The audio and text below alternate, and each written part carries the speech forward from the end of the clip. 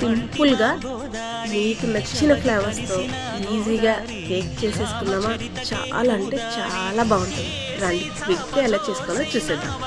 ముందుగా pre heat చేసుకోవడానికి salt వేసి గిన్నెని వేడి చేసి పక్కన పెట్టుకుంటాం. ఈ లోపల మిక్సీ జార్లో 1 కప్పు పంచదార, 1 కప్పు నెయ్యి, అదే కప్పుతో కప్పుడు కోడిగుడ్లు సొన, 1 teaspoon baking powder, 1 teaspoon vanilla essence blend చేసి అదే కప్పుతో కప్పుడు మైదా పిండిని కూడా వేసి మంచిగా మిక్స్ చేసి పక్కన పెట్టాం. కేక్ గిన్నెకి నెయ్యి కానీ నూనె కానీ రాసి కొంచెం మైదా పిండిని కూడా జల్లి మనం మిక్సీ పట్టిన పెట్టుకున్న మిశ్రమాన్ని మొత్తాన్ని వేసి రీహీట్ చేసుకున్న బౌల్లో అలా పెట్టి 55 నిమిషాల దాకా పట్టింది.